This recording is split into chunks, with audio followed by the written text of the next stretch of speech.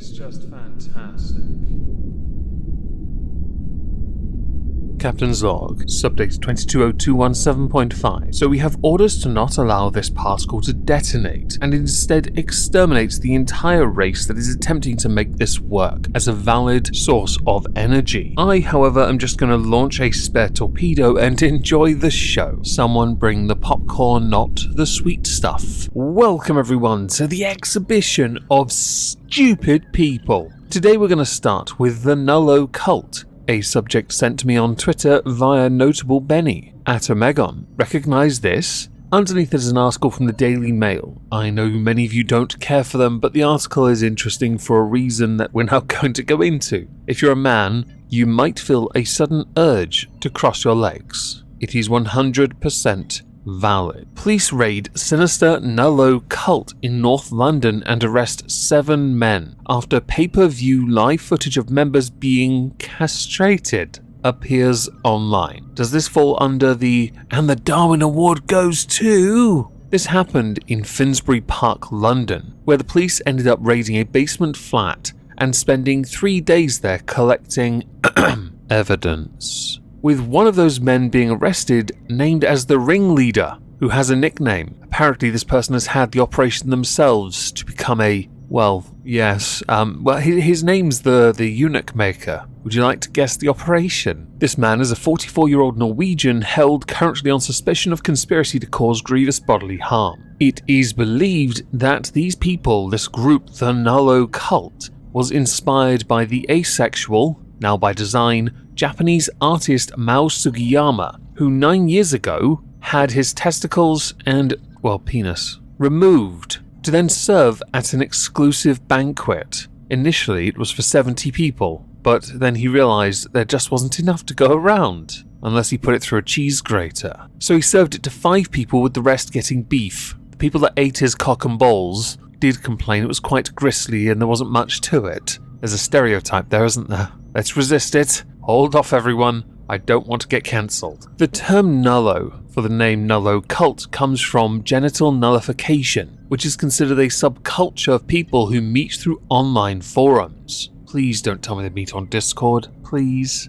We don't need Ken dolls in our lives. Now I find this quite interesting and want to use this segment in case anything happens concerning the Nullo Cult within the halls of injustice, because let's face it, a eunuch going to trial and a eunuch going to prison, perhaps. Which one do they go to? It's interesting. Moving on. So next we're going to go to Malaysia and the female minister Siti Zaleigh Mohd Yusof, who is very vocal and active on sites like Instagram. In a 2-minute video posted called Mother's Tips, the deputy minister advised husbands to discipline their stubborn wives by speaking to them, which is reasonable, of course, but I always think that relationships are give and take. So if I am going to be disciplining the wife should be able to discipline me, right? That bad behaviour must of course be curbed. Detentions can only go so far. But she's also got another suggestion for those whammons who do not change their behaviour. Now I know this is a culturally different thing,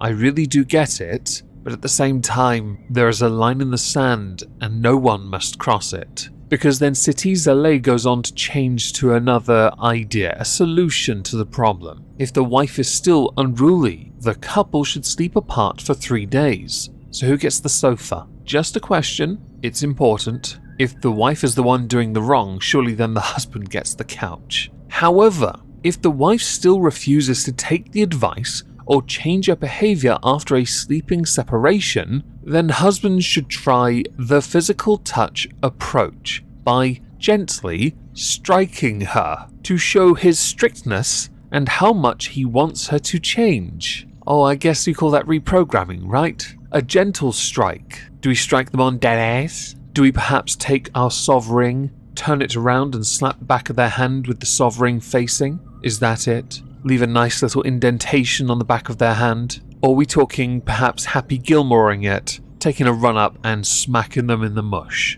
This minister has also urged wives to only speak to their husbands if they have permission in order to win over their partners, with the minister saying, speak to your husbands when they are calm, finished eating, have prayed and are relaxed. When we want to speak, ask for permission first. A coalition for women's rights groups, called the Joint Action Group for Gender Equality, has accused Siti Zayla of normalizing DV and demanding that she resign from her position because she doesn't represent women here. No politician anywhere should be normalizing any form of physical violence as a suitable replacement for simply conversing. If you two cannot, as a couple, reach a middle ground or a compromise, and chances are you're a terrible couple to begin with. If your only solution is to reprogram your partner by beating them into submission, you are not together out of love. And in before someone says it, yes, but not all marriages have to be out of love. Religion, arranged marriages, blah blah blah blah blah. Of course, me being in the West, we have a different perspective on this. It's a tad different after all. But you should not, as a politician, be normalizing the idea that it is in any way acceptable to use a physical solution to a verbal problem, or something that could arguably be trivial, let's face it. To move on from that, we're going to talk about Zachery Horowitz. Now, we have spoken about him on this channel before, I just can't remember where. Chances are it was an exhibition of stupid people though, because he was involved in fabricating HBO and Netflix film deals, which as part of a Ponzi scheme was worth $650 million US, which in real money is £477 million. There's some extra numbers, but quite frankly, they're inconsequential. What Horowitz was doing was convincing people to give up their money to invest in TV shows and movies that weren't happening. He would then use the money to live a lavish life, spending $700,000 on interior decorating, $600,000 on a Mercedes-Benz and Audis, $345,000 on private jets, yacht trips, $175,000 on an LA party consultant service, $136,000 on Las Vegas casinos and nightclubs, and $6.9 million in credit card payments to American Express. Because he was found guilty, the prosecutors recommended that Horowitz be sentenced to the maximum penalty allowed by law, which is 20 years. Horowitz, by the way, was himself an actor. In fact, he has appeared in a handful of horror flicks. But the forging of HBO and Netflix film distribution contracts, which got him $650 million, has come back to bite him on the ass because the judge has found him guilty and sentenced him to 20 years in prison, along with being ordered by US District Judge Mark C. Scarzi to pay more than $230 million in restitution to more than 250 victims, including some who were, as a consequence of being tricked like this, were financially ruined by what has been described as one of the biggest Ponzi scheme scams in American history. What I found interesting is when I looked at some of the things he was doing, I saw what his house looked like and thought, for a guy that has all this money, he lives in a remarkably modest home in a very expensive area. Now again, this subject could well be a halls of injustice, but as he's actually yet to leave and go into a prison yet, I don't really want to just yet. Lawyers representing Horowitz have begged the judge to change this sentence, citing that Horowitz has 2 young children who will grow up without a father, and that Horowitz himself is mentally unwell. It's funny, because all of this sounds like a consequence for being an idiot, but I could be wrong. Who knows? I will of course defer to you all on this. 20 years for stealing $650 million? Interesting. Some have already compared Horowitz to Bernie Madoff. Go nuts. By all means, compare to other people. Hell, compare to Ponzi. Compare to that guy as well. We all love our fruit stands after all. The next 2 subjects I have for you today are both school related. So brace yourselves. It's time to go back in time and then forward, because apparently these ideas are forward thinking. Barrowford Primary School in Lancashire has a rather interesting head teacher called Rachel Tomlinson, who has decided to change a few things up to demonstrate how each of us making a small change to our daily habits can have a wider positive impact. What she has suggested has had such a positive impact that some mothers are threatening to remove their children from the school, and the Countryside Alliance has said that the school should stay well clear of what it is trying to do. In 2015, this same school was rated inadequate, which, by the way, is the lowest possible rating. Would anyone now like to take a wild guess what Rachel Tomlinson has introduced? It's one of a number of changes. They're all small, of course. We can start with banning all punishments for misbehaving students, allowing them to play video games, and preventing teachers from raising their voice. Nothing reeks of "you will respect my authority" more than the student telling the teacher to hush because they're trying to catch themselves in a chop.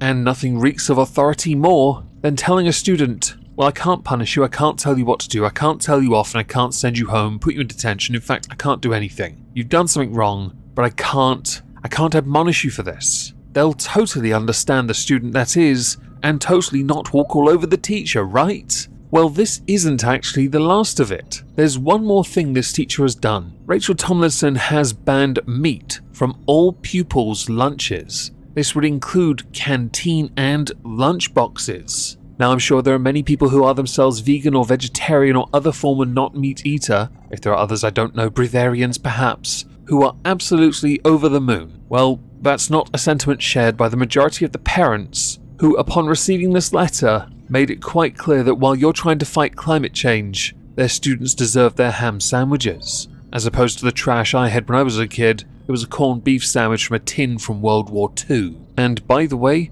just because you're trying to reduce the carbon footprint caused by the livestock industry does not mean that that's going to, in your school, impact the global scale. No, it just means there's more meat for me to eat. Simple as that. Because I like my steak, alright? Have you had ribeye steak burgers? They're actually amazing. A parent that was critical of this did point out that this meat-free rule is a bit of a joke, because what Rachel Tomlinson has forgotten is that non-meat eaters have to take a lot of supplements. So what supplements are the school children going to get instead? Nothing, which means the school's probably only doing this to save on food costs. Another parent also said that this was a bad idea because you are trying to force something onto another person, and that generally when it comes to vegetarian lunches, it is introduced when they are older and can make the choice for themselves. And just to quickly touch on this whole no rules policy to prevent any kind of admonishment, it is an actual literal educational fantasy, a recipe for disaster because children, like grown-ups, need boundaries. So while we're still talking about education, parents from the Isle of Wight have been warned that their children may be transphobic, because the school their children go to, it's the Church of England school, has declared that pupils not using desired pronouns or adopted names would be seen as exhibiting transphobic behaviour, which has led to some having to pull out their children over a uniform row, which came because their 6-year-old son came home confused because a fellow boy in the class wore a dress, with the couple arguing that the rules confuse their sons and are too complex, and that the couple argue that their son is not able to make decisions on their pronouns, which is true. Introducing these kind of ideas for young children when the brain is still really uncertain, malleable but uncertain, is a bad idea. It's almost as bad as someone saying, "Oh look, I'm so proud of my 2-year-old son for coming out as trans at 2, which is something I saw on Twitter a few days ago and wished I'd saved. The parents in question got a letter from the school, and they determined it to not attempt to address their concerns,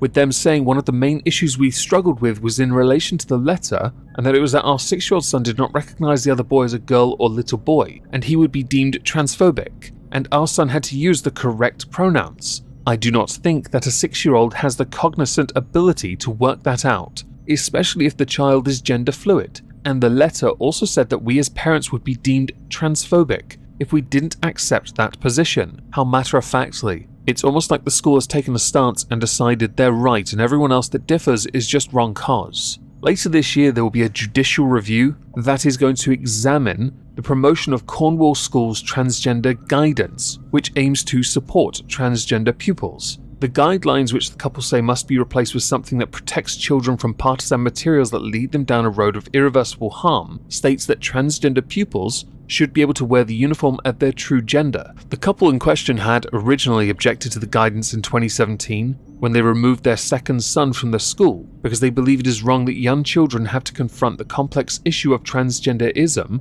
which then led to where we are now. And it is a complex issue, but it should never be an issue brought into primary and middle school situations. It really shouldn't. And the Church of England should know better. I've recently taken to listening to another podcast. I had been listening to the Scrubs one, but quite frankly I got annoyed of Zach Braff's politics. The more recent one I've been listening to is called The Delta Flyers, and it features Garrett Wang and Robert Duncan McNeil, who played Harry Kim and Tom Paris on Star Trek Voyager for the entire show. During each episode, they recap the entire episode. They also talk about some of the other things, shenanigans perhaps, that happened while filming. I've noticed as the episodes progress, they're getting better at making the show more entertaining, and they do have extras for patrons, which I think is fantastic. However, rather interestingly, that show, Voyager, is one of the least popular, even though it got full 7 seasons for a whole slew of reasons. We could start with the fact that Harry Kim is a Korean name, but the actor is apparently meant to be Chinese,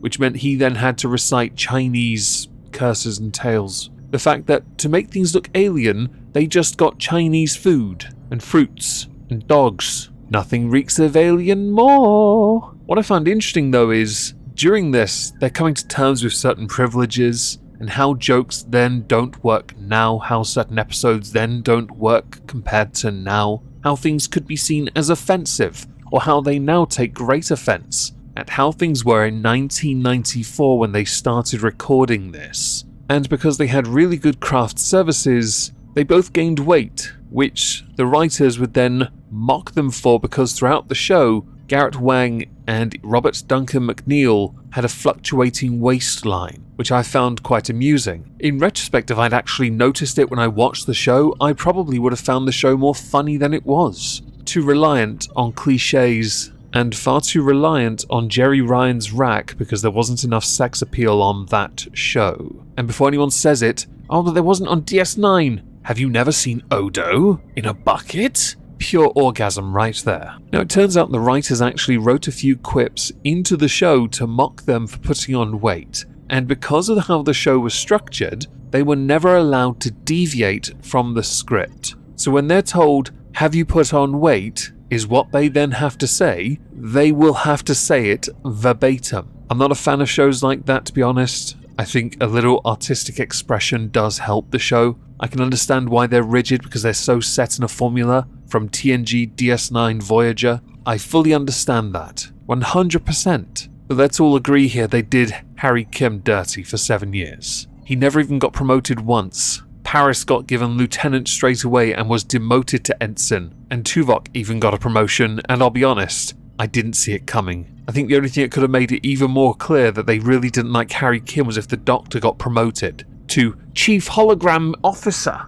whatever rank that is, and how many pips, who knows. So I believe as we've hit a reasonable mark in this video, we need a palate cleanser. And to do this, we're going to go to Epic Fighting Championship, which is a Russian-based organization which produces what is called weird matchups. For example, you have a 2v1 fight, an intergender match, along with a porn star fighting in the show as well. Now, Epic FC is in a bit of a at the moment. We're not sure if it's actually going to return because of what happened. For example, the intergender match had a very small lady who was clearly a very talented fighter, a strawweight no less, which is the second lightest, minimum weight being the single lightest weight, fighting a 529-pound man. In the video, he throws some of the slowest and sluggish shots ever, but he connects with most if not all of them. And while she does land a lot of sweep kicks, he just keeps plodding on. I know there's this thing with Russians where they like to extol a lot of punishment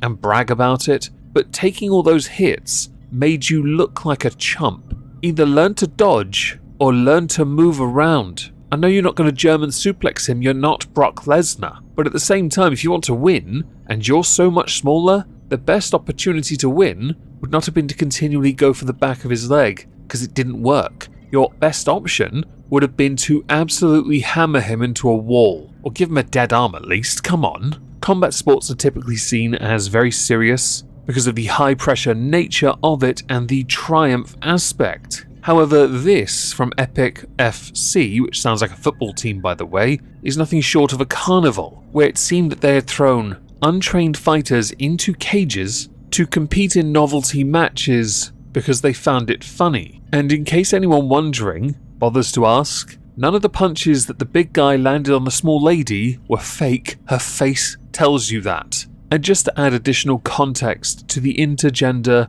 2v1 perhaps, it featured a 75-year-old man team up with his grandson against a lady, and the porn star match, one with a porn star and even, only ended because Alexandra Pushkin had her shirt ripped off. The full livestream of that entire event is in fact on YouTube on the Epic Fighting Championship channel. By all means, watch the whole thing if you want. It is a car crash from start to finish. And no, I'm not playing any of it here, they'll probably just copyright claim it. It'll be linked in the comment down below. A game has recently come under the attention of everyone because PlayStation has decided to censor on the PS4 and PS5 Martha is Dead. That is the game, because in the video you do essentially a Hannibal Lecter and remove the face of Martha to wear it. Wired Productions have put out a statement on this, where they said Martha is Dead is a narrative adventure recommended for adult audiences only, with play consisting of potentially discomforting scenes and themes that may distress some players. Both Wired Productions and LKA have always been open and honest about Martha is Dead content,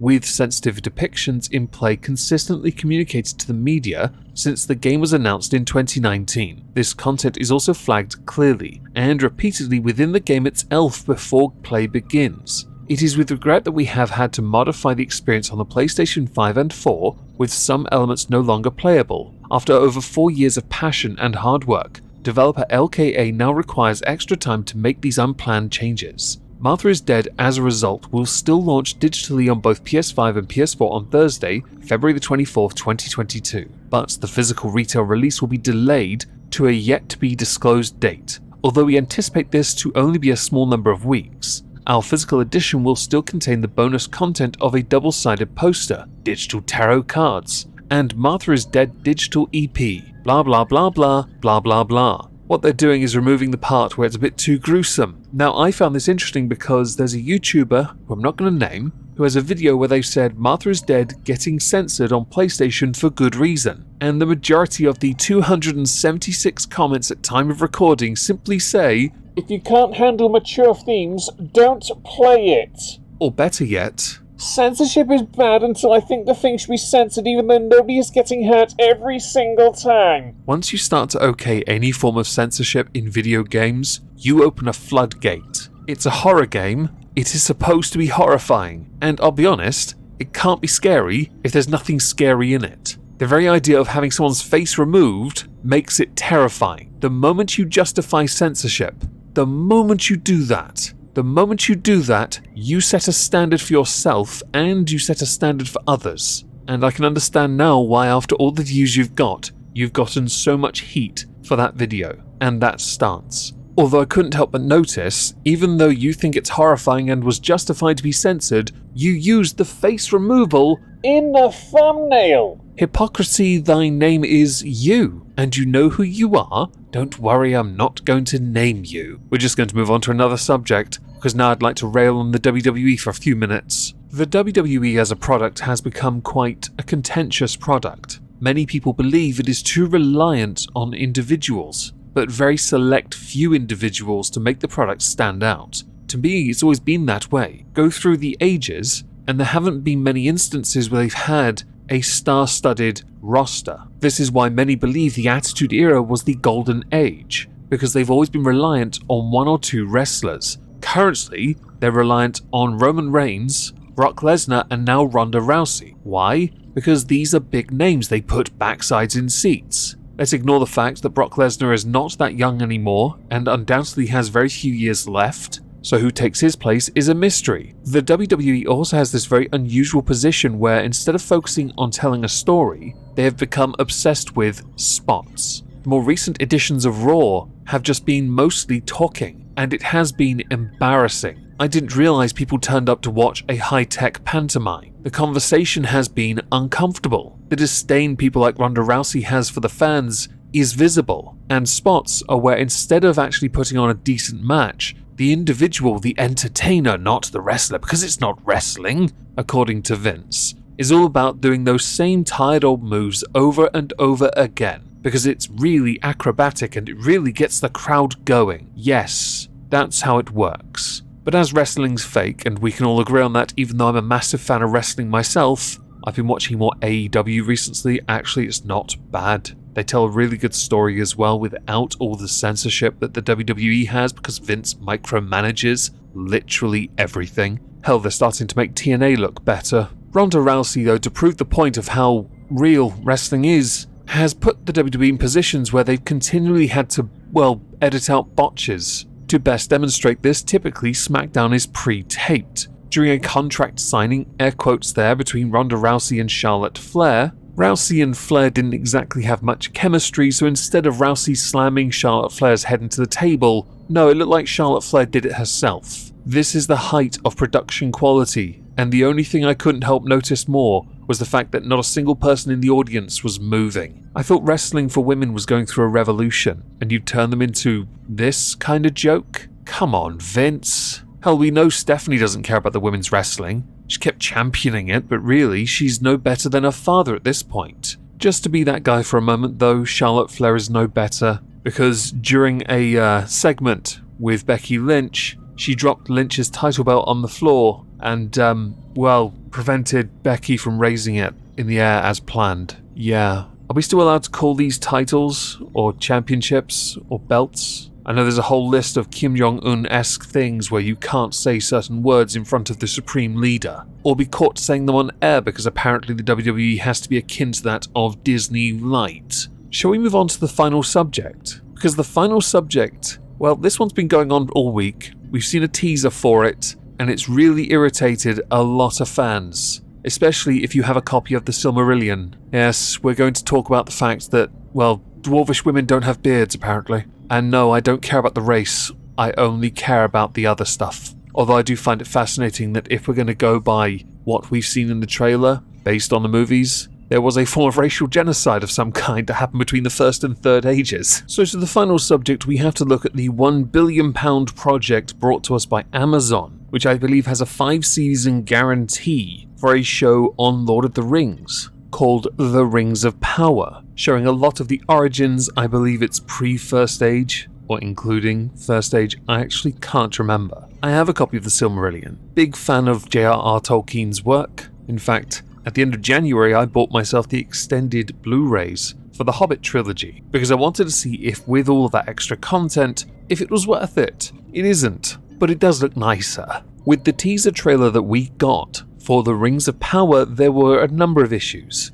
Some jumped on the race aspect. I couldn't care less about that. I'll happily make the jokes though. Instead, it was the dwarvish women, the Queen more notably. Now people have tried to explain this away and say, why does it matter to you so much that a woman has not got a beard? It can't be because, Gimli himself in the original trilogy said that you couldn't tell the difference between the women and the men. It can't be because the canon is well established. It can't be that because the fans, who are so diehard about this, find this to be quite insulting of J.R.R. Tolkien's work. Someone might now say, yes, but now the show represents a more diverse culture for current year. That's not the point. It never was the point. You have so much rich and genuinely in-depth canon that's so good, and you've decided to ignore it because, and then you've pushed an agenda or a reason, which is an agenda, not actually a reason. If anything, it's an excuse